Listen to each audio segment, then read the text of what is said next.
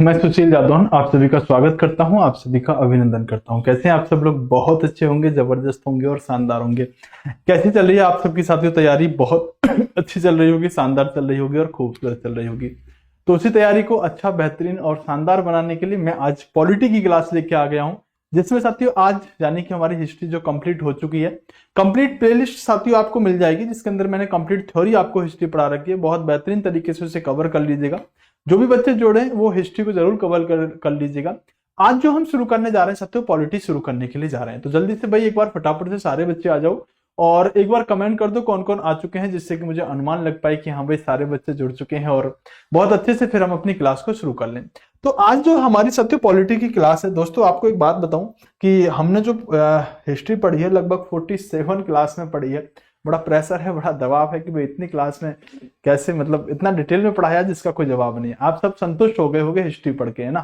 चलो कोई बात नहीं है, ठीक है। आप सबके लिए सब तो बेहतरीन तरीके से पढ़ा दिया। आज जो दोस्तों हमारी क्लास रहने वाली है वो पॉलिटी की रहने वाली है, और पॉलिटी की आपकी फर्स्ट क्लास रहने वाली है। पहली क्लास पर हम बात करेंगे, चलेगा? नमस्कार नमस्कार नमस्कार, ठीक है। चलो एक बार जल्दी से फटाफट से साथियों आ जाओ।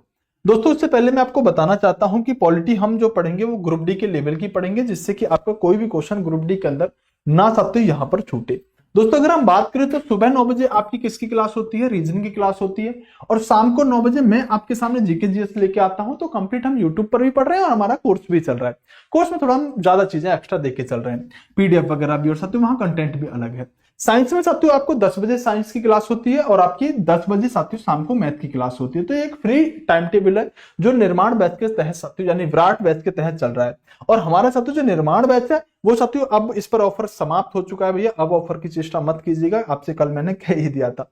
तो दोस्तों अभी ये कोर्स अगर आपको लेना है तो भैया इसे आप 499 रुपए में ही लेंगे। और कहां से? तो साइंस मैग्नेट एप्लीकेशन से साथियों लेंगे, ठीक है। टेंशन मत लो यूपी पुलिस वाले, ठीक है। अगर हम आगे बात करें क्या क्या मिलेगा, तो इसके अंदर साथियों आपको कंप्लीट थ्योरी मिलेगी, 2024 के क्वेश्चन भी मिलेंगे, साथ में लाइव क्लास मिलेगी। इसके अंदर बायलैंग्वेज चीजें रहेंगी, फ्री पीडीएफ और टेस्ट सीरीज आपको इसके अंदर मिल जाएगी। मतलब एक बेस्ट आपको पैकेज दिया जा रहा है, जिससे साथियों बहुत बेहतरीन तरीके से आप चीजों को कवर कर सकते हो। बेटा हैदराबाद की वनों की कटाई पर अभी मैं बोलूंगा बाद में कभी, ठीक है। दोस्तों इसके अलावा हम कॉम्बो बैच लेना चाहते हैं तो कॉम्बो बैच इस प्राइस पर आप ले सकते हैं। ये भी आपको साइंस मैग्नेट एप्लीकेशन में मिलेगा, जहां पर आपको सभी टीचरों के दोस्तों फाउंडेशन कोर्स यहां पर मिल जाते हैं। शुरू करें, कैसे मिलेगा? तो साथियों जब आप एप्लीकेशन में कोर्स वाले सेक्शन पे जाओगे तो निर्माण बैच साथियों जनरल अवेयरनेस का, मतलब जीके का मेरा जनरल अवेयरनेस का कोर्स मिल जाएगा, जाके बाय कर लेंगे। शुरू करते हैं। हाँ, दोस्तों आ जाओ, जुड़ चुके हैं सारे बच्चे? Okay okay okay. PDF Telegram पर मिलेगी। दोस्तों आपको पता है जो हम पॉलिटी शुरू करने के लिए जा रहे हैं, तो पॉलिटी शुरू करने से संबंधित होता है कि हमें साथियों यहाँ पर संविधान को पढ़ना होता है। और संविधान के अंदर भी साथियों आपको लॉ नहीं करनी होती है, आपको संविधान के उन प्रश्नों को देखना होता है जो परीक्षा में आपके आए हुए होते हैं या फिर साथियों आपके आने की संभावना होती है। तो बेसिकली जब हम बात करते हैं दोस्तों भारतीय संविधान के बारे में, जब हम भारतीय संविधान के बारे में बात करते हैं तो सबसे पहले हमारे दिमाग में क्वेश्चन आता है, सर इंडियन कॉन्स्टिट्यूशन भारतीय संविधान में हमें क्या पढ़ना होगा? और सबसे पहली बात कि सर भारतीय संविधान की आवश्यकता क्यों पड़ी, भारतीय संविधान की जरूरत क्यों पड़ी, और क्या है भारतीय संविधान? हमें तो सर संविधान शब्द ही नहीं पता, हमने तो देखा ही नहीं कभी, हमने तो कभी देखा ही नहीं, हमने तो संविधान देखा ही नहीं है। सर संविधान होता क्या है कैसे है? सर पहले आप बेसिक चीजें बताओ। तो मैंने कहा मैं बेसिक सारी चीजें आपको बता के चलूंगा। दोस्तों अगर हम संविधान की बात करते हैं तो संविधान दोस्तों एक उस दस्तावेज का नाम हो सकता है जिससे किसी देश के अंदर सत्य वहां के व्यवस्था को चलाया जाए। किसी भी देश की व्यवस्था को चलाने के लिए जो लिखित दस्तावेज होता है आप उसे संविधान कह सकते हैं भारत के संदर्भ में। क्या सर ये अलिखित भी हो सकता है? हाँ ये अलिखित भी हो सकता है। कुछ देशों के पास अलिखित संविधान है और साथियों भारत के पास जो है वो लिखित संविधान है, जो कि साथियों दुनिया का सबसे बड़े संविधानों में आता है। भारत का संविधान सबसे बड़े लिखित संविधानों में से एक है दोस्तों। जबकि हम अमेरिका के संविधान की बात करें तो अमेरिका का संविधान मात्र दोस्तों 7 अनुच्छेदों में खत्म हो जाता है, सबसे छोटा संविधान अमेरिका। लेकिन भारत का संविधान जो है वो सबसे बड़े संविधानों में आता है। और कैसा? लिखित संविधान। क्या सर किसी देश का अलिखित संविधान भी है? हाँ ब्रिटेन का अलिखित संविधान है। सर फिर वहां व्यवस्था कैसे चलती होगी अगर वहां अलिखित संविधान है? तो दोस्तों वहां पर व्यवस्था ऐसे चलती है जैसे आपके घर कोई रिश्तेदार आया, आपने उसको तुरंत पानी दिया, क्या आपके घर के नियम रूल में ये लिखा हुआ था कि आपके घर रिश्तेदार आएगा तो आप उसे पानी देंगे? नहीं लिखा हुआ था ना। एक परंपरा चली आ रही थी, उस परंपरा के आधार पर आपके पापा जी, आपके दादाजी किसी अतिथि को साथ पानी देते थे, तो आपने भी साथ पानी दिया। तो जिन देशों के पास जो अलिखित संविधान होता है, उनके यहां पर परंपराओं के आधार पर शासन होता है। बात समझ में आई? बोले सर बिल्कुल समझ में आई। दोस्तों सबसे पहले अगर हम बात करें तो भारतीय संविधान को जब हम पढ़ना शुरू करेंगे तो भारतीय संविधान के बारे में दोस्तों आपको क्या पढ़ना होगा? इसके विकास के बारे में पढ़ना होगा कि आखिरकार भारतीय संविधान का विकास तो हुआ कैसे। ऐसा तो हुआ नहीं होगा कि भाई सभी लोग संविधान सभा में आके बैठे और बस संविधान लिखना शुरू कर दिया, बनाना शुरू कर दिया, एक किताब बनाई और बन गया संविधान। नहीं, ऐसा नहीं हुआ था। दोस्तों संविधान के विकास के बारे में अगर पढ़ेंगे तो मैंने कहा कि जैसे भारत का जो संविधान है वो कैसा है दोस्तों, एक लिखित संविधान है। वहीं हम ब्रिटेन के संविधान की बात करें, यूके के संविधान की बात करें तो ब्रिटेन का संविधान कैसा है, एक अलिखित संविधान होता है। और दोस्तों साथ के साथ हमें 1773 का रेगुलेटिंग एक्ट देखना होगा। इसका मतलब यह है कि दोस्तों एक समय ऐसा था जब भारत पर अंग्रेजों ने सत्य व्यापार के माध्यम से आए, व्यापार के उद्देश्य से आए, और भारत में आने के बाद ये अंग्रेज सत्य दो प्रमुख युद्ध लड़ते हैं, एक प्लासी का युद्ध और एक बक्सर का युद्ध। और इन दोनों युद्धों को लड़ने के बाद अंग्रेजों ने सत्य अपना आधिपत्य इस भारत पर जमा लिया था। अब अगर भारत को चलाना है, अलिखित क्या होता है सर? अलिखित का मतलब होता है बेटा, जैसे कि अगर कोई किताब है, मान लो मेरे हाथ में ये किताब लगी हुई है, इस किताब के अंदर क्या है, सब चीज लिखी हुई है, मतलब लिखित कह देंगे। और अलिखित क्या होता है? जिसके बारे में दोस्तों कुछ भी लिखा हुआ नहीं है, मतलब वो सिर्फ परंपराओं के आधार पर चल रहा है, कोई उसका डाटा नहीं है, तो मैंने कहा कि भारत के अंदर दोस्तों दो युद्ध ब्रिटेन के लोगों ने लड़े, एक प्लासी का युद्ध और एक बक्सर का युद्ध। इस युद्ध के बाद भारत पर पूरी तरह से अपना आधिपत्य अंग्रेजों ने जमा लिया था। तो अगर आधिपत्य जमा लिया तो उन्हें शासन करने का मन है। अगर शासन करेंगे तो उसके लिए कुछ नियम तो बनाने पड़ेंगे, कुछ कानून तो बनाने पड़ेंगे। तो सबसे पहले अंग्रेज 1773 का रेगुलेटिंग एक्ट लेके आए, जिसके नाम से पता पड़ रहा है रेगुलेट करने के लिए, हमको चलाने के लिए 1773 का रेगुलेटिंग एक्ट आया। तो दोस्तों यहां से हम कुछ चीजें समझेंगे कि इसके अंदर क्या हुआ करता था। दूसरा दोस्तों 1935 का शासन अधिनियम अंग्रेज लेकर आए, और दोस्तों बताना चाहता हूं कि इस 1935 के शासन अधिनियम के अंदर इतनी सारी चीज थी कि इससे पूरे देश के शासन को चलाया जा सकता था। दोस्तों हमारे देश का जब संविधान बना तो जानते हो हमने सबसे ज्यादा कॉपी पेस्ट कहां से किया? तो हमने यहीं से कॉपी पेस्ट किया। अंग्रेजों का जो 1935 का शासन अधिनियम था, मतलब 1935 में जो एक्ट अंग्रेज लेके आए थे कि हमें 1935 के बाद भारत को कैसे चलाना है, उसके अंदर जो अनुच्छेद, धारा, जो आर्टिकल थे, उनको सत्यो हमने ऐसा का ऐसा उठा के अपने संविधान के अंदर डाल दिया था। ऐसे समझो कि हमारे संविधान पर 60% हमने कॉपी पेस्ट अगर हमने अपना संविधान कहीं से किया है तो वो इस 1935 के शासन अधिनियम से किया है। दोस्तों हमारे संविधान के अंदर जब हमारा संविधान लागू हुआ, अभी मैं आपको बताऊंगा, सिर्फ समझना, तो उस समय 395 आर्टिकल हुआ करते थे संविधान के अंदर, जब लागू हुआ ओरिजिनल संविधान के अंदर। दोस्तों हमने 250 अनुच्छेद तो यहीं से कॉपी पेस्ट करे थे 395 में। तो हमारे संविधान पर सबसे ज्यादा प्रभाव जो है ना, वो साथियों 1935 के शासन अधिनियम का है।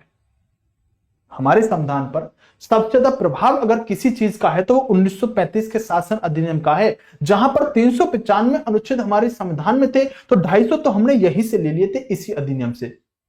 दूसरा दोस्तों 1946 के कैबिनेट मिशन से हमारे संविधान का विकास हुआ, क्योंकि 1946 का जो कैबिनेट मिशन था, इसी ने हमसे कहा कि आप अपने देश का संविधान बनाओ।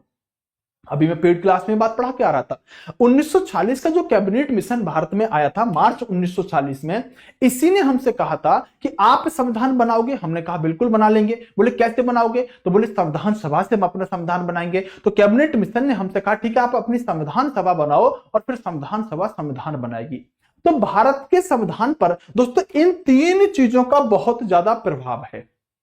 इन तीन चीजों का भारत के संविधान पर दोस्तों बहुत ज्यादा प्रभाव है।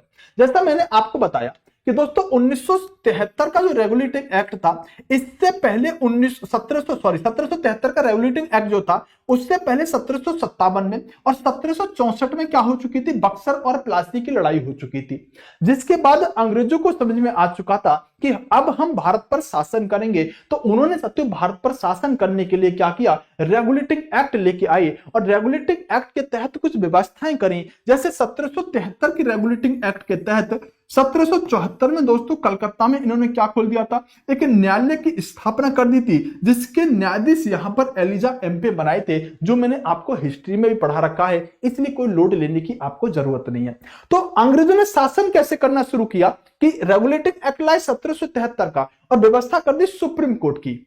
तो इससे क्या हो रहा है, इसी से तो आगे चल के नियम बनेंगे, कानून बनने शुरू होंगे। और दोस्तों अगर हम बात करें अपने देश के सत्य संविधान की, तो हमारे देश के संविधान को जब बनाने की बात आई तो सबसे ज्यादा जो प्रभाव पड़ता है वो सब तो कैबिनेट मिशन का पड़ता है, क्योंकि कैबिनेट मिशन जैसे ही भारत आया, इस कैबिनेट मिशन ने हमसे कहा, क्योंकि जब कैबिनेट मिशन भारत आ रहा है 1940 में, का देश आजाद हुआ है? बोले सर बिल्कुल भी नहीं हुआ। बताना चाहता हूं कि दरअसल अंग्रेज ये चाहते थे कि भारत आजाद हो ही नहीं पाएगा। क्यों? क्योंकि इस समय मुस्लिम लीग एक अलग राष्ट्र की मांग कर रही थी। अंग्रेजों को लग रहा था कि चलो इनको एक लॉलीपॉप देते हैं कि चलो तुम बनाओ संविधान। जब कैबिनेट मिशन आया तो कैबिनेट मिशन ने आके भारतीय लोगों से कहा कि ठीक है आप संविधान बनाओ। कौन बनाएगा संविधान? बोले संविधान सभा बनाएगी। बोले ठीक है, हम आपको संविधान सभा बनाने की अनुमति देते हैं, आप संविधान सभा बनाओ और संविधान निर्माण पर काम करो, हम आपको आजाद करेंगे। क्योंकि ये अंग्रेज जानते थे कि एक तरफ मुस्लिम लीग विरोध करे जा रही है कि हमें पाकिस्तान चाहिए, हमें पाकिस्तान चाहिए, तो अंग्रेजों को ऐसा लग रहा था कि ना तो ये संविधान सभा बना पाएंगे और ना ही संविधान का निर्माण कर पाएंगे, क्योंकि पाकिस्तान की मांग उठेगी और भारत विभाजन चाहेगा नहीं, इसलिए फिर से इन पर हम शासन करने लग जाएंगे। तो 1940 में अंग्रेजों ने क्या किया, ब्रिटिश सरकार ने एक मिशन भारत भेजा जिसका नाम था कैबिनेट मिशन। और इस कैबिनेट मिशन के अंदर दोस्तों 3 सदस्य हुआ करते थे। कितने सदस्य हुआ करते थे? कैबिनेट मिशन के अंदर 3 सदस्य हुआ करते थे और तीनों सदस्य साथियों मैंने आपको बताए होंगे।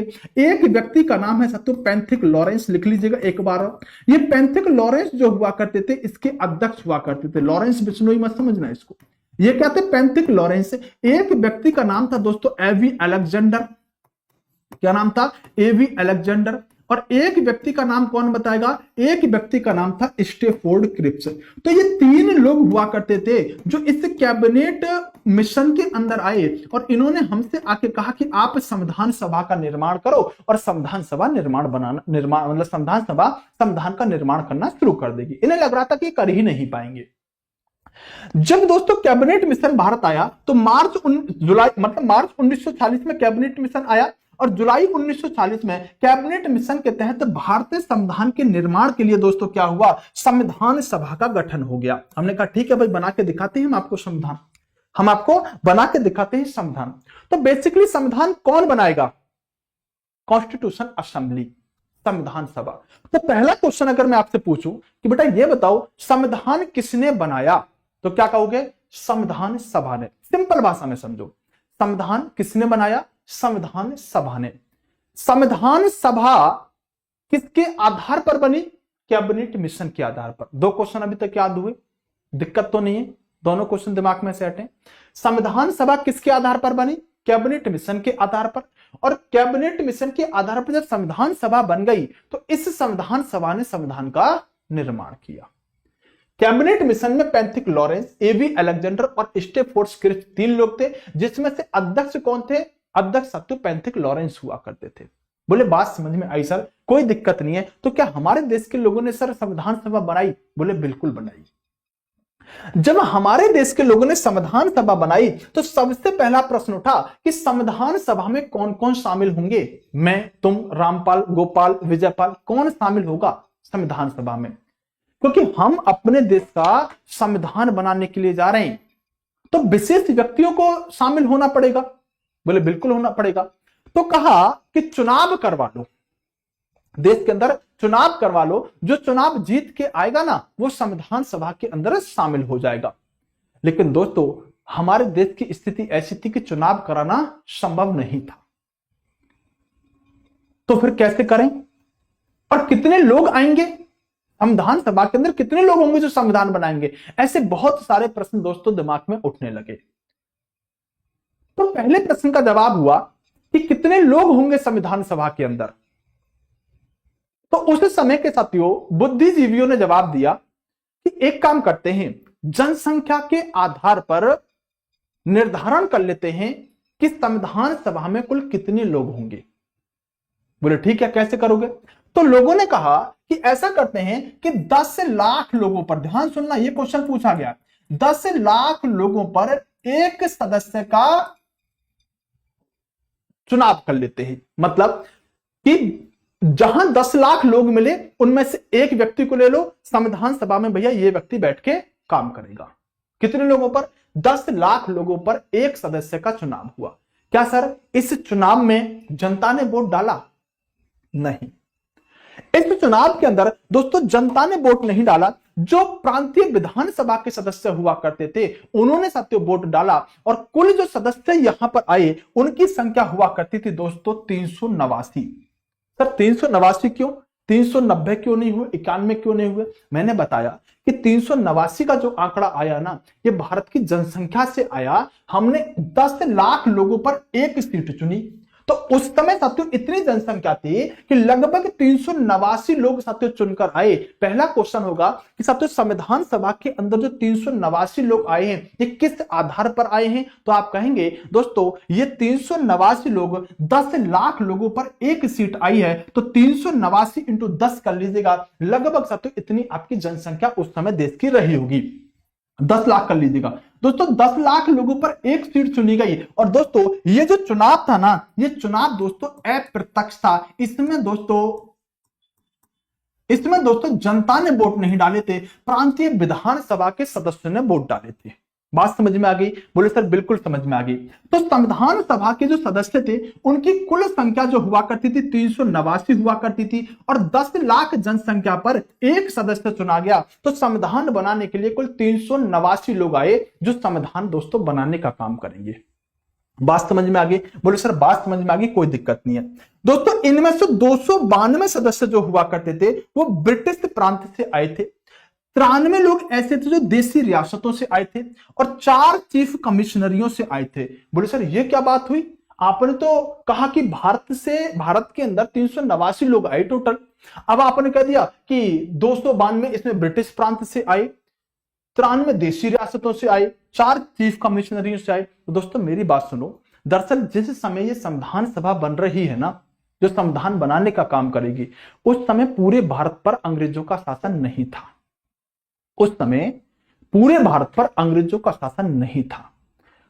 जैसे मान लो सत्य ये क्षेत्र हो गया, ये पूरा भारत हो गया, इस पूरे भारत में मान लो इतने क्षेत्र पर तो शासन कर रहे हैं अंग्रेज, इतने क्षेत्र पर जो बचा हुआ है इस क्षेत्र पर शासन कर रहे हैं दोस्तों मान लो आपके कुछ राज्य रजवाड़े जो राजा वगैरह हुआ करते थे ना, ये लोग शासन कर रहे थे। तो जो इतना क्षेत्र है ना, इस क्षेत्र को कहा गया तो ब्रिटिश प्रांत, मतलब वह प्रांत जहां पर अंग्रेजों का शासन था, वहां से कुल 292 सदस्य चुन के आए। और जो राज्य रजवाड़े हैं ना, इनको कहा गया रियासत, देसी रियासत। तो देसी रियासतों से दोस्तों यहां पर 93 सदस्य चुन के आए।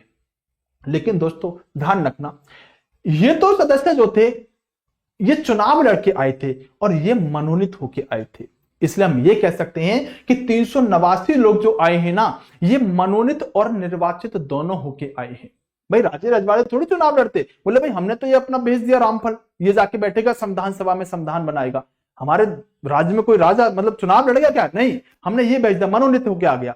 तो जो रियासतों से लोग आए थे ना दोस्तों 93, ये सब के सब मनोनीत होके आए थे, और ये जो थे ना ये चुनाव लड़के आए थे। तो इस 389 में दोनों तरह के लोग थे, मनोनीत भी और दोस्तों निर्वाचित भी। अब चीफ कमिश्नरी क्या है सर, ये तो बताओ। दोस्तों जैसे आज के समय पर आप 8 केंद्र शासित प्रदेश देखते हो, उसी तरह से 4 सदस्य चीफ कमिश्नरी हुआ करते थे। 4 चीफ कमिश्नरियों से हमने सदस्य बुलाए दोस्तों, जिनमें से मैं आपको बताना चाहूंगा चारों चीफ कमिश्नरियों के नाम। एक कर्नाटक के अंदर पड़ता है कुर्ग, ये एक चीफ कमिश्नरी हुआ करती थी। तो एक सदस्य तो कुर्ग से चुनकर बुलाया गया, एक दोस्तों आपका अजमेर से बुलाया गया। कहां से? अजमेर से। एक साथियों आपका बलूचिस्तान से। चारों चीफ कमिश्नरियों के नाम ध्यान रखिएगा, क्या नाम होगा? बलूचिस्तान से।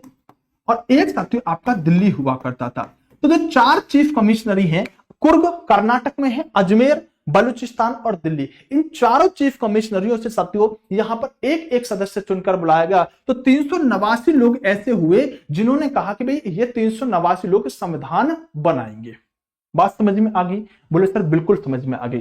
अगर दोस्तों बात करें तो हैदराबाद ऐसा था जो इसमें हैदराबाद रियासत से कोई व्यक्ति नहीं आया था, और मैसूर से सबसे ज्यादा लोग आए थे। कभी कभी आपको ध्यान में बात रखनी होगी, ठीक है? हाँ दोस्तों, हैदराबाद से कोई व्यक्ति शामिल नहीं हुआ था और मैसूर से सबसे ज्यादा व्यक्ति साथियों शामिल हुए थे। दोस्तों मैंने आपको बताया कि जब संविधान सभा हमारी बनके तैयार हो गई तो सर ये तो बताओ कि संविधान की मांग कब से हो रही थी? संविधान की मांग बेटा बहुत पुरानी थी। सबसे पहले जो संविधान की और संविधान सभा की मांग करी ना, वो 1895 में कर दी गई थी। और पहली बार बाल गंगाधर तिलक ने कहा था कि यार देश के अंदर संविधान होना चाहिए, संविधान सभा होनी चाहिए। तो सबसे पहले संविधान और संविधान सभा की जो मांग करी वो सत्य बीजी तिलक यानी कि बाल गंगाधर तिलक जी के द्वारा की गई थी।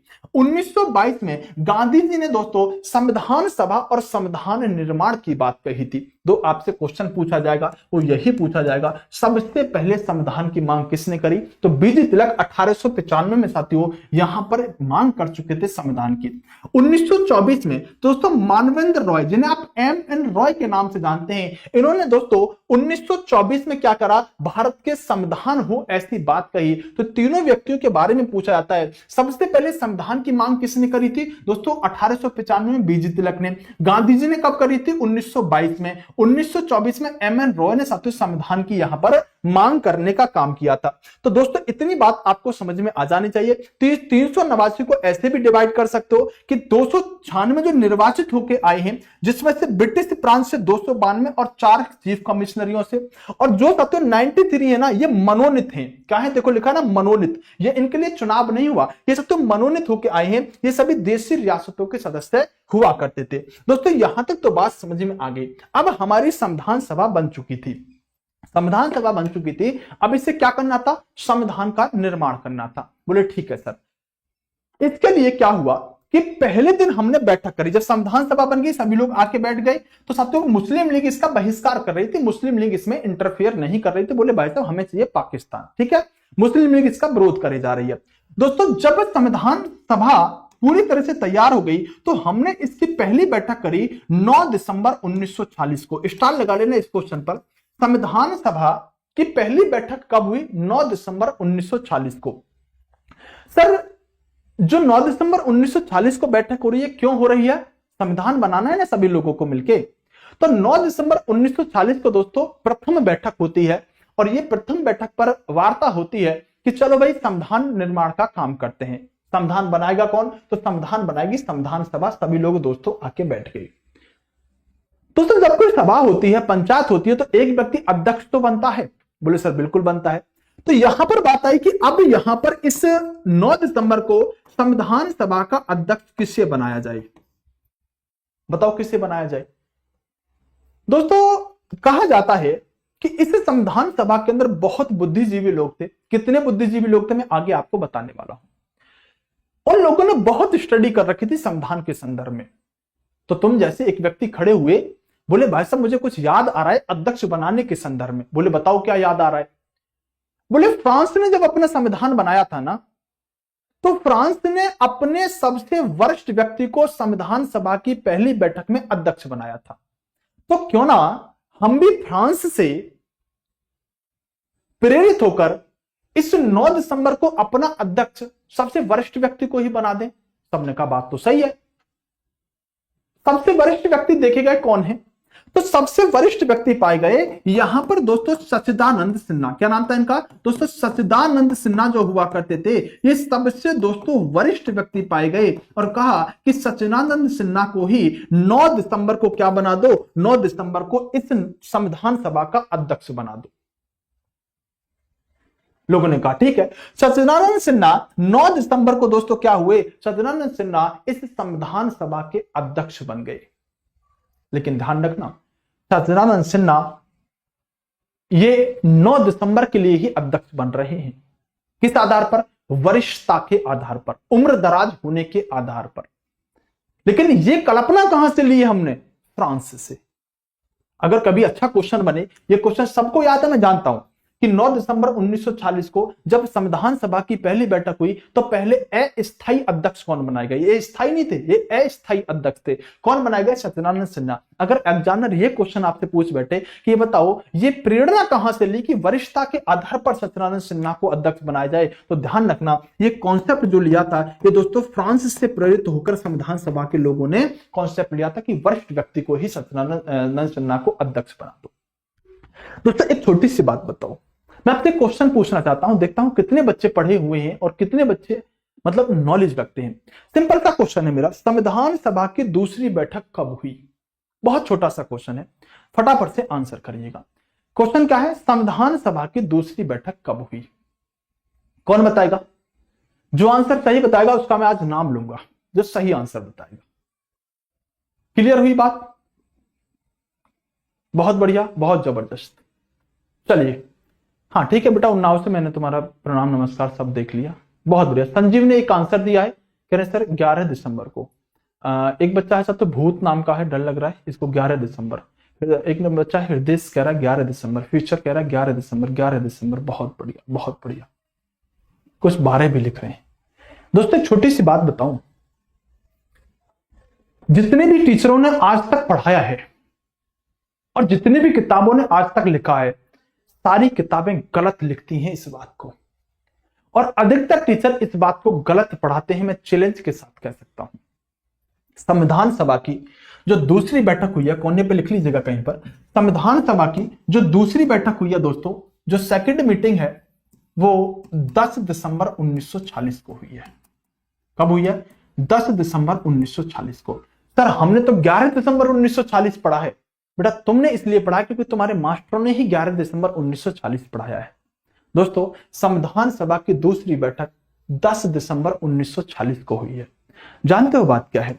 जब ये बात संविधान के अंदर आई कि बैठक करते हैं, तो हुआ क्या कि दोस्तों 9 दिसंबर 1940 को जब बैठक हुई तो यहां एक काम हुआ कि अध्यक्ष सत्यनारायण सिन्हा को बना दिया गया अस्थायी। उसके बाद 10 दिसंबर की बैठक में कोई खास काम नहीं हुआ, लेकिन बैठक हुई थी दूसरी 10 दिसंबर 1940 को। तीसरी बैठक जो हुई वो 11 दिसंबर 1940 को हुई, जिसे तुम दूसरी आज तक मान के बैठे हो। 11 दिसंबर 1940 को क्या हुआ कि राजेंद्र प्रसाद को स्थायी अध्यक्ष बना दिया गया। तो जब किताबें ओरिजिनल थी ना, उन्होंने कैसे लिखा था कि 9 दिसंबर 1940 को संविधान सभा की बैठक हुई और डॉक्टर सत्यनारायण सिन्हा को अस्थायी अध्यक्ष बना दिया गया। 11 दिसंबर 1940 को संविधान सभा की बैठक हुई और डॉक्टर राजेंद्र प्रसाद को स्थायी अध्यक्ष बना दिया गया। किताबों ने ऐसे लिखा था, लेकिन किताबों ने, जो नीली पीली किताब तुम पढ़ते हो, उन्होंने क्या लिखना शुरू कर दिया? 9 दिसंबर 1940 को संविधान सभा की पहली बैठक हुई। ओरिजिनल किताबों में ये बात लिखी ही नहीं थी कि पहली बैठक है, लेकिन किताबों ने अपनी तरफ से जोड़ दिया, ये पहली है, ये दूसरी है और ये तीसरी है। नहीं दोस्तों, ये गलत लिख रखी है सारी किताब, और सारे मास्टर गलत पढ़ा रखे हैं इस बात को कि संविधान सभा की दूसरी बैठक 11 दिसंबर 1940 को हुई है। दोस्तों संविधान सभा की दूसरी बैठक 10 दिसंबर 1940 को हुई है। बोले सर आप कैसे प्रूफ कर सकते हो? मैं बता सकता हूं कि 10 दिसंबर को क्या हुआ था। 10 दिसंबर की बैठक में इस बात का निर्धारण हुआ था कि स्थायी अध्यक्ष डॉक्टर राजेंद्र प्रसाद बनेंगे, और फिर दोस्तों 11 दिसंबर की बैठक में डॉक्टर राजेंद्र प्रसाद को स्थायी अध्यक्ष बनाया गया था। स्थायी अध्यक्ष बनाया गया था डॉक्टर राजेंद्र प्रसाद को। तो दूसरी बैठक में निर्धारण हुआ, और दोस्तों 11 दिसंबर की बैठक में क्या हुआ? 11 दिसंबर की बैठक में दोस्तों डॉक्टर राजेंद्र प्रसाद को स्थायी अध्यक्ष बनाया गया। तो यहां पर अध्यक्ष कौन बने? यहां पर अध्यक्ष बनते हैं दोस्तों राजेंद्र प्रसाद, और राजेंद्र प्रसाद संविधान सभा के कैसे दोस्तों स्थायी अध्यक्ष थे। एक परमानेंट सत्व यहां पर अध्यक्ष के रूप में आते हैं, जबकि ये एक स्थायी अध्यक्ष हुआ करते थे। साथियों 11 दिसंबर की बैठक में राजेंद्र प्रसाद को अध्यक्ष बना दिया गया। 13 दिसंबर की बैठक आई और 13 दिसंबर में दोस्तों जवाहरलाल नेहरू ने उद्देश्य प्रस्ताव लाके पेश कर दिया।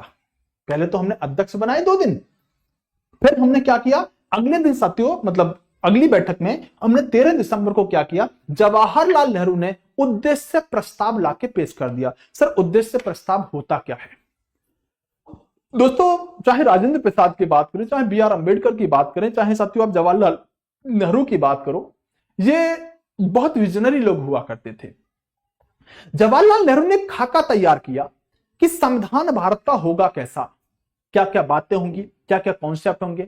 उनका एक साथियों खाका मतलब कुछ साथियों की पॉइंट डाले और की पॉइंट को पेश कर दिया संविधान सभा के सामने 13 दिसंबर को और कहा कि अगर इसमें आपको कुछ सुझाव देना है तो बताओ, अन्यथा हम इसे पास करके इसी पर काम करना शुरू करते हैं। तो जो हमारा संविधान बना है ना, वो इस 13 दिसंबर को जवाहरलाल नेहरू के द्वारा पेश किए गए उद्देश्य प्रस्ताव के आधार पर ही बना है। और दोस्तों इस उद्देश्य प्रस्ताव से ही संविधान की प्रस्तावना यानी कि उद्देश्य का साथियों निर्माण किया गया था। सर ये तो बात ठीक है कि 13 दिसंबर 1940 को जवाहरलाल नेहरू ने उद्देश्य प्रस्ताव पेश कर दिया, फिर इसके बाद क्या हुआ, तो अध्यक्ष बन गया और सब तो एक खाका भी आ गया, की पॉइंट भी आ गए, कुछ डिजिट भी आ गए, भाई इसके आधार पर हम अपना संविधान बनाएंगे।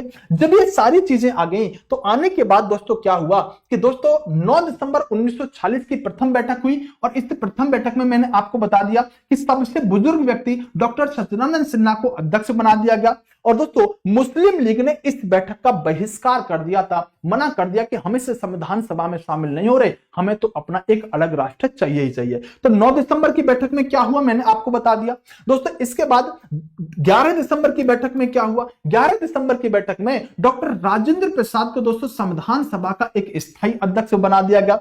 और 13 दिसंबर की बैठक में क्या हुआ कि जवाहरलाल नेहरू ने संविधान सभा के सामने उद्देश्य प्रस्ताव पेश कर दिया और यही उद्देश्य प्रस्ताव जो होगा ये साथियों आगे चल के उद्देश्य का रूप लेगा। ध्यान रखना 13 दिसंबर 1940 को उद्देश्य प्रस्ताव पेश किया जा रहा है, लेकिन दोस्तों ये उद्देश्य प्रस्ताव 22 जनवरी 1947 को पास होगा। पेश कब किया जवाहरलाल नेहरू ने संविधान सभा के सामने? 13 दिसंबर 1940 को। पास कब हो रहा है दोस्तों? 22 जनवरी 1947 को। सर इतना टाइम क्यों लगा? दोस्तों इसलिए इतना टाइम लगा क्योंकि हम मुस्लिम लीग को मना रहे थे, भैया आ जाओ, बैठ जाओ, संविधान के निर्माण में भाग लो, ये देश आपका भी है। लेकिन उन्हें क्या लगा था? हमें चाहिए पाकिस्तान, हमें चाहिए पाकिस्तान। तो हमें संविधान सभा को उद्देश्य प्रस्ताव पास करने में 13 दिसंबर से और 22 जनवरी 1947 आ गया क्योंकि मुस्लिम लीग रूठी हुई थी, मुस्लिम लीग को साथियों हम मना रहे थे। यह उद्देश्य प्रस्ताव दोस्तों पेश हो गया। जब संविधान सभा की पहले दिन बैठक हुई, सभी लोग आए हुए थे। उसी समय पर क्या हुआ, समाचार आया कि एक व्यक्ति थे जिनका नाम था प्रश्नदेव रैनकुट। क्या नाम था? एक व्यक्ति है, जब प्रथम बैठक हो रही है उसी समय सबसे निर्वाचित व्यक्ति है प्रश्नदेव रैनकुट। समाचार आया कि प्रश्नदेव रैनकुट नहीं रहे। संविधान सभा के लोग सभी खड़े हुए, जैसे आप स्कूलों में जाते होंगे या आपने देखा होगा 2 मिनट का मौन धारण करना होता है। तो संविधान सभा की प्रथम बैठक में दोस्तों प्रश्नदेव रैनकुट जो निर्वाचित सदस्य थे, इनका निधन हो जाता है, इनका देहांत हो जाता है और पूरी संविधान सभा जो हुआ करती थी वो दोस्तों इनके लिए शोक व्यक्त करती है। क्वेश्चन पूछा गया है, संविधान सभा की पहली बैठक में किस व्यक्ति के लिए शोक व्यक्त किया गया? इनका नाम था प्रश्नदेव रैकुट। क्या नाम था? प्रश्नदेव रैकुट के लिए संविधान सभा ने पहले दिन दोस्तों शोक व्यक्त किया था क्योंकि सत्य उसी दिन ये एक्सपायर कर गए थे। क्या हो गए थे? उसी दिन दोस्तों एक्सपायर हो गए थे। दोस्तों संविधान सभा के अंदर कुल महिला कितनी हुआ करती थी? ये क्वेश्चन अधिकतर किताबों में विवादित रहा है। दरअसल मैं रीजन आपको बताता हूं। देखो, अगर कहे कि संविधान सभा में कुल महिला कितनी थी तो दोस्तों आप कहेंगे 15। ध्यान से सुनना मेरी बात को। मैंने कहा कि संविधान सभा में जो 389 लोग हुआ करते थे उसमें महिला कितनी थी तो दोस्तों महिला थी 15। लेकिन अगर क्वेश्चन थोड़ा सा घुमाएगा तो कहेगा कि कुल महिला प्रथम बैठक में कितनी थी? जो 9 जनवरी को बैठक हो रही है ना, उस दिन महिला कितनी थी? उनकी संख्या दोस्तों 10 हुआ करती थी। बात समझ में आ गई। अगर कहे संविधान सभा में कुल महिला कितनी थी तो 15 कहेंगे, लेकिन संविधान सभा की प्रथम बैठक में महिला कितनी थी, क्योंकि ऐसे भी क्वेश्चन पूछा जा चुका है, तो आप कहेंगे प्रथम बैठक में दोस्तों यहां पर 10 महिला हुआ करती थी। और कुल महिलाओं की संख्या कितनी थी, कुल महिलाओं की संख्या यहां पर साथियों 15 होती है संविधान सभा के अंदर। दोस्तों आपने हमेशा पढ़ा होगा कि संविधान सभा के पहले अध्यक्ष बने डॉक्टर सच्चिदानंद सिन्हा वरिष्ठता के आधार पर। क्या आप बता पाओगे संविधान सभा में पहले वक्ता कौन थे, सबसे पहले किसे बोलने के लिए मौका दिया गया?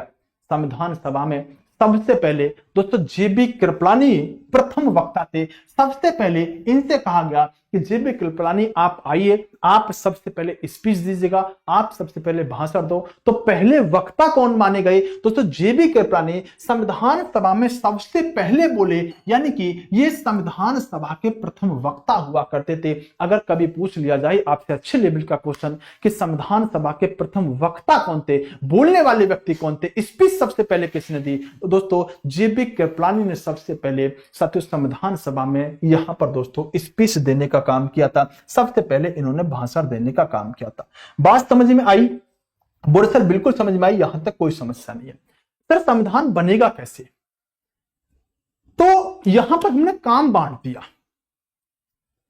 मानो एक व्यक्ति लिया, बोले तू लीड कर और तेरे नीचे 7-8 लोग हैं, इनसे काम करा, क्योंकि संविधान बनाने जा रहे हैं यार। हम अगर कोई एक चैनल भी चलाते हैं ना, तो वहां पर हमें एक टीम की जरूरत पड़ती है, एक कंपनी को एक टीम की जरूरत पड़ती है। एक मैनेजर होगा, उसके नीचे एक असिस्टेंट मैनेजर होगा, उसके नीचे एक एफसी फैकल्टी कोऑर्डिनेटर होगा, उसके नीचे वगैरह वगैरह वगैरह वगैरह बहुत लोग होंगे।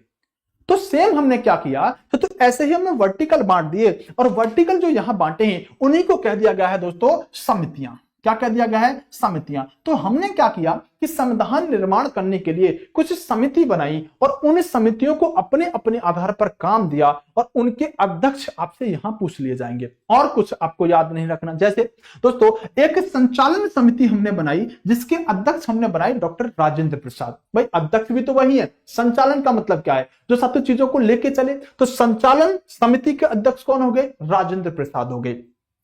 दोस्तों एक समिति बनाई हमने प्रारूप समिति, और ये साथियों सबसे ज्यादा इंपोर्टेंट समिति होती है। प्रारूप समिति सबसे ज्यादा इंपोर्टेंट समिति होती है। इस समिति के नाम बहुत मिलेंगे। इस समिति को दोस्तों आप मसौदा समिति भी कह सकते हो। इसी समिति को दोस्तों आप पांडुलिखन समिति भी कह सकते हो। क्या कह सकते हो? पांडुलिखन समिति भी कह सकते हो। और इसी समिति को दोस्तों हिंदी में भी कई बार ड्राफ्टिंग समिति लिख के दे देगा, जिसके अध्यक्ष बनाए गए BR अंबेडकर। और ये सबसे इंपोर्टेंट समिति होती है दोस्तों, क्योंकि इसी समिति पर सबसे ज्यादा भार था, सबसे ज्यादा साथियों इसी को काम दिया गया, और महत्वपूर्ण भी यही थी। इसके अध्यक्ष कौन बनाए गए? डॉक्टर BR अंबेडकर को इसका अध्यक्ष बनाया गया। साथ के साथ प्रांतीय संविधान समिति बनाई। तो प्रांतों को देखो, प्रांत संविधान समिति मतलब प्रांतों के बारे में जो सोच सके। तो भैया एकीकरण कौन करते हैं? सरदार वल्लभ भाई पटेल। तो प्रांतीय संविधान समिति के अध्यक्ष वल्लभ भाई पटेल को बनाया गया। देखो संघीय संविधान समिति के अध्यक्ष हैं जवाहरलाल नेहरू।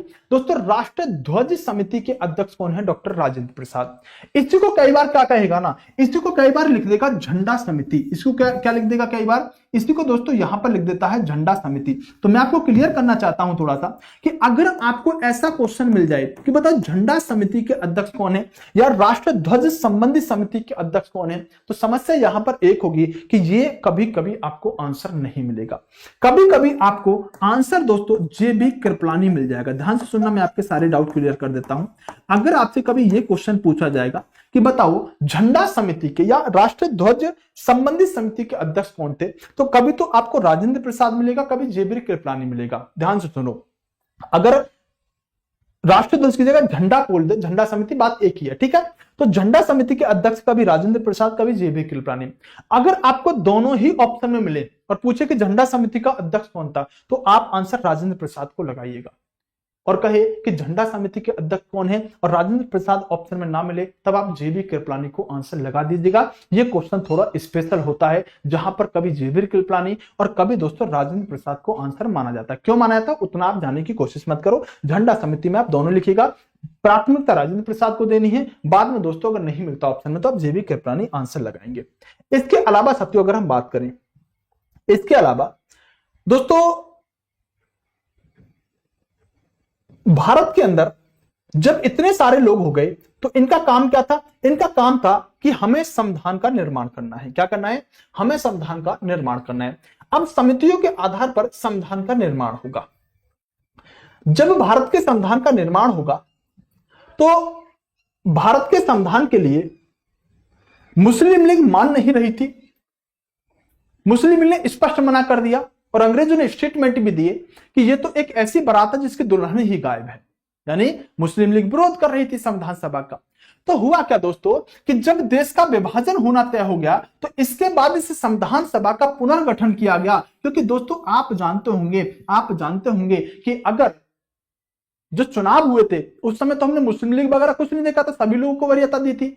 लेकिन जब विभाजन हुआ तो विभाजन के बाद हमें इस संविधान सभा का पुनर्गठन करना पड़ गया। और दोस्तों आपको बताना चाहूंगा कि इस समय B.R. अम्बेडकर, जिनका संविधान सभा में होना बहुत जरूरी था, जानते हो B.R. अम्बेडकर कहां से चुनाव लड़के आए थे? B.R. अम्बेडकर सत्यो मुस्लिम लीग से ही चुनाव लड़े थे। और पश्चिम बंगाल के अंदर एक जगह पड़ती है जयसुर कुलना। जयसुर कुलना से B.R. अम्बेडकर संविधान सभा के अंदर चुनाव लड़के आए थे। और मुस्लिम लीग ने क्या किया? मुस्लिम लीग ने सत्यो अलग राष्ट्र की मांग कर दी और B.R. अम्बेडकर का संविधान में होना जरूरी था। चुनाव कहां से लड़के आए? पश्चिम बंगाल जयसुर कुलना से। पार्टी मुस्लिम लीग, और मुस्लिम लीग सत्यो विभाजन करके पाकिस्तान की तरफ चली गई। तो B.R. अम्बेडकर का संविधान में होना जरूरी था। जब M.R. जयकर जो मुंबई में हुआ करते थे उनसे कहा गया और मुंबई की सीट खाली कराई गई और बाद में B.R. अम्बेडकर को मुंबई से निर्वाचित करवा के तब साथियों संविधान सभा में एड ऑन किया गया था। इसी तरह से ध्यान रखना। अब आपसे क्वेश्चन पूछे मतलब B.R. अम्बेडकर कहां से चुनाव लड़के आए थे? तो चुनाव तो लड़के आए हैं पश्चिम बंगाल से, लेकिन बाद में संविधान सभा में शामिल हुए हैं मुंबई से। कहां से? मुंबई से। दोस्तों जब पुनर्गठन किया गया तो अब सदस्यों की संख्या जो बची साथियों वो 299 बची, जिसमें से 229 प्रांतीय सदस्य हुआ करते थे और 70 सदस्य देश की रियासतों के हुआ करते थे। अब मुस्लिम लीग साथियों यहां से अलग हो गई। ये लोग साथियों क्या करेंगे? संविधान बनाने का काम करेंगे। दोस्तों इसके लिए दुनिया भर के संविधानों को पढ़ना शुरू किया और यह काम दिया गया दोस्तों B.R. अम्बेडकर जी को। B.R. अम्बेडकर जी ने दुनिया के 60 देशों के संविधान को पढ़ डाला। वैसे तो इन्हें साथियों बहुत नॉलेज हुआ करती थी, वैसे भी बहुत नॉलेजेबल व्यक्ति रहे हैं B.R. अम्बेडकर, लेकिन B.R. अम्बेडकर ने दुनिया के 60 देशों के संविधान को पढ़ा और देखा कि आखिरकार किस देश के संविधान में कौन सी चीज अच्छी है, किस देश के संविधान में कौन सी चीज अच्छी है, उसी देश के संविधान से उस चीज को अपने संविधान में एड ऑन करने की पेशकश करी। बाद में B.R. अम्बेडकर पर आरोप लगे कि तुमने तो कॉपी पेस्ट किया है संविधान, तुमने इस देश से ये चीज ले ली, इस देश से ये चीज ले ली, इस देश से ये चीज ले ली। तो B.R. अम्बेडकर शांति से काम करते रहे पहले, क्योंकि आरोप लगे यार तुम कर क्या रहे हो, तुम क्या संविधान बना रहे हो। जो बाहर बैठे लोग होंगे वो तो ऐसे आरोप लगाएंगे ना कि तुमसे कोई संविधान नहीं बन रहा। तो B.R. अम्बेडकर ने दोस्तों लास्ट के दिन एक स्पीच दिया, लास्ट के दिन एक भाषण दिया, जिसे अराजकता का भाषण कहते हैं। और B.R. अम्बेडकर ने एक बात पूछी, ये बताओ इस दुनिया में कौन सा ऐसा देश है जिस देश के पास अपना संविधान है? अरे सबने तो कॉपी किया, कोई ब्रह्मा आके थोड़ी बना गए थे, सबने कहीं ना कहीं से कॉपी किया है। तो B.R. अम्बेडकर ने 60 देशों के संविधान को पढ़ा और दोस्तों जो मसौदा था वो तैयार किया, इसीलिए प्रारूप समिति को मसौदा समिति के नाम से भी जानते हैं। दोस्तों हमारा संविधान 26 नवंबर 1949 को पूरी तरह से बनके तैयार हो गया। अभी मैं आगे इंपोर्टेंट फैक्ट में लिखाऊंगा इसमें क्या क्या हुआ था। तो पूरी तरह से हमारा संविधान कब बना? 26 नवंबर 1949 को बनके तैयार हो गया, लेकिन हमने अपने संविधान को लागू नहीं किया 26 जनवरी 1949 को। कोई बच्चा बता पाएगा क्यों नहीं किया लागू? क्योंकि हिस्ट्री में ये बात मैं बता चुका हूं। 1929 का वो लाहौर अधिवेशन, जब जवाहरलाल नेहरू ने रावी नदी के किनारे पहली बार झंडा फहराया और कहा कि हम 26 जनवरी को स्वतंत्रता दिवस के रूप में मनाएंगे, तो हम 26 जनवरी को अपने संविधान को लागू नहीं करते, 26 नवंबर को लागू नहीं करते, हम 26 जनवरी 1950 को जाके अपने दोस्तों संविधान को लागू करते हैं। कब करते हैं? 26 जनवरी 1950 को हमने अपना संविधान लागू किया। लेकिन दोस्तों कुछ अनुच्छेद, क्या कहेंगे, कुछ अनुच्छेद हमने इसी डेट को लागू कर दिए थे 26 नवंबर 1949 को। अब बात आती है सर कितने अनुच्छेद, हमने अपना पूरा संविधान लागू किया 26 जनवरी 1950 को, लेकिन कुछ अनुच्छेद 26 नवंबर 1949 को ही लागू कर दिए थे। अब बात आती है सर कितने अनुच्छेद लागू करे थे, कौन बताएगा इस बात को कि कुल कितने अनुच्छेद साथियों लागू किए गए थे? चलो मैं आपको बताता हूं कुल कितने अनुच्छेद थे। साथियों आप अगर कोई भी किताब उठा के देखोगे तो उसके अंदर आपको नीली पीली हरी गुलाबी जितनी भी मार्केट की किताब है ना, कोई सी किताब उठा लेना। इवन साथियों मेरे पास एक किताब है, प्रमोशन नहीं कर रहा, ये सबसे फेवरेट किताब मानी जाती है, एम लक्ष्मीकांत कहा जाता है इसको। इस किताब के अंदर मैं आपको इसका स्क्रीनशॉट लगाता हूं, एक सेकंड दीजिएगा। इस किताब के अंदर साथियों कहा गया है, ये मैंने इसी किताब से भी लिया था, आई थिंक आपको दिख पाए तो अच्छा रहेगा, एक सेकंड दीजिएगा। इस किताब से साथियों मैंने अभी ये स्क्रीनशॉट लिया और इस स्क्रीनशॉट को साथियों जब मैंने देखा, मतलब इस फोटो को खींचा और फोटो को खींचने के बाद मैंने देखा कि इस संविधान, इस किताब के अंदर, संविधान के अंदर क्या लिखा हुआ है, तो इसके अंदर साथियों स्पष्ट रूप से लिखा हुआ है, समझता आपको दिखाई दे, लेकिन मैं थोड़ा बड़ा कर देता हूं। इसके अंदर लिखा हुआ है, देखिएगा गौर से, दिख रहा है क्या? एक बार कमेंट करना। क्या लिखा हुआ है इसमें? लिखा हुआ यह है, मैं आपको बताना चाहता हूं गलती देखो कहां पर होती है। लिखा हुआ कि 26 नवंबर 1949 को नागरिकता चुनाव तदर्थ संसद स्थायी व परिवर्तनशील नियम तथा छोटे शीर्षकों से जुड़े कुछ प्रावधान अनुच्छेद 5, 6, 7, 8, 9, 60, 324, 366, 367, 379, 380, 388, 391, 392 और 393 स्वतः लागू हो गए। अगर मैं इस अनुच्छेदों को काउंट करता हूं तो काउंट करवाना 1, 2, 3, 4, 5, 6, 7, 8, 9, 10, 11, 12, 13, 14 और 15 पूरी तरह से गलत लिख रखा है इस किताब ने। तो टोटल आर्टिकलों की जो संख्या हुआ करती थी इस दिन, वो आपकी 16 हुआ करती थी। और इवन आप किसी किताब को उठा लेना, हर किताब के अंदर लिखा हुआ है कि 15 अनुच्छेद लागू हुए थे, जबकि अनुच्छेदों की संख्या कितनी थी? 16। अनुच्छेदों की संख्या कितनी थी? 16। आप इस किताब को तो छोड़ो, आपके पास जो भी किताब होगी ना, सब में लिखा हुआ होगा 15 अनुच्छेद। सर फिर मिस्टेक कहां हुई किताब वालों से? तो किताब कैसे बनती है? एक किताब का रेफरेंस उठा के दूसरी किताब क्या करती है, उसी को कॉपी पेस्ट मारने का कोशिश करती है। इतनी फेवरेट किताब है दोस्तों पॉलिटी की, जो खुद इस बात को गलत लिख रही है कि 15 अनुच्छेद लागू हुए। नहीं, इस दिन 16 अनुच्छेद लागू हुए। आप लूसेंट उठा के देखना, आप कोई किताब उठा के देखना, हर किसी में लिखा हुआ 15 अनुच्छेद लागू हुए, अनुच्छेदों की संख्या 16 है। सर फिर है कौन सा वो अनुच्छेद जो यहां नहीं लिखा? और दोस्तों यही तो सबसे बड़ी बात है, मैं आपको बताना चाहता हूं कि इस दिन साथियों 26 नवंबर 1949 के दिन जो आर्टिकल लागू हुए, जो आर्टिकल साथियों लागू हुए, उनमें अगर हम देखें तो 26 नवंबर 1949 को संविधान के द्वारा कुल 16 अनुच्छेद लागू किए गए, जिसमें 5, 6, 7, 8, 9, 60, 324, 366, 367, 380, 379, 388, 391, 92, 93 और इवन साथियों 394। इस 394 वाली को किताब नहीं लिखती है, खुद 394। ध्यान रखना, अगर कोई भी आपसे कहता है कि 15 अनुच्छेद, आपके साथ कोर्ट हम चलेंगे, क्योंकि मैं ओरिजिनल कॉन्स्टिट्यूशन की किताब का रेफरेंस लेके आपको पढ़ा रहा हूं। आर्टिकलों की संख्या साथियों 16 है और हर किताब इस आर्टिकल की संख्या को 15 लिख रही है, वो 394 को काउंट ही नहीं कर रही है। हर किताब इस बात को गलत लिख रही है। आप 16 लगा के आना, आपको नंबर दिलाने की गारंटी हमारी होगी।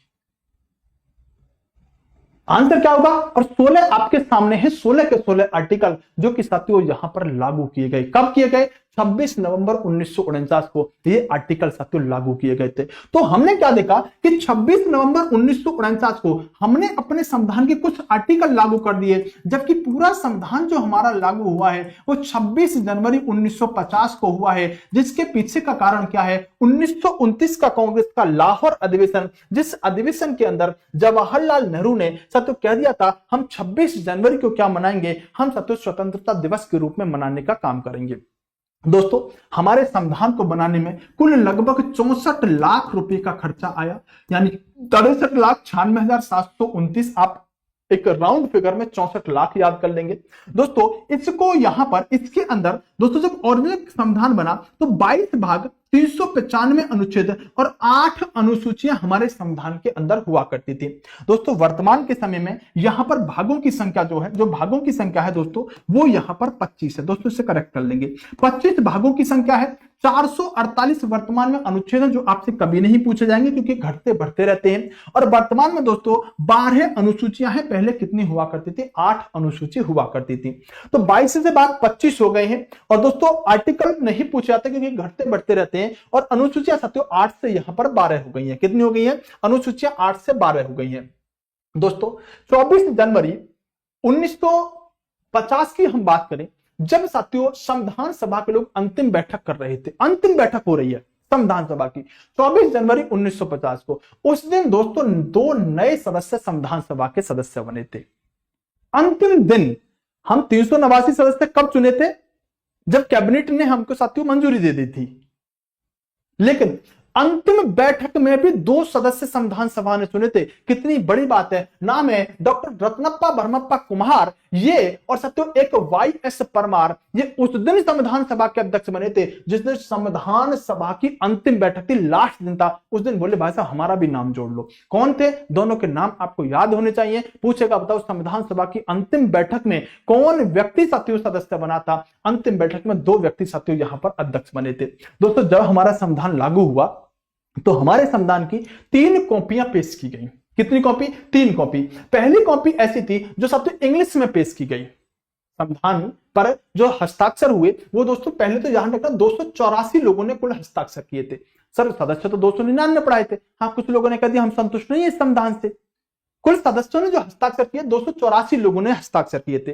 3 कॉपी थी इसकी। एक तो दोस्तों इंग्लिश में, एक आपकी हिंदी में, और एक कॉपी ऐसी थी जिस पर साथियों हर पेज पर डिजाइन बनाया गया था। डिजाइन का मतलब समझते हो? जैसे ये आपको डिजाइन दिख रहा ना, एक कॉपी ऐसी थी जिस पर साथियों हर पेज पर डिजाइन बनाया गया था। और ये डिजाइन किसने बनाया था? नंदलाल बोस के द्वारा ये डिजाइन बनाया गया था। ये क्वेश्चन आपसे पूछा जा चुका है।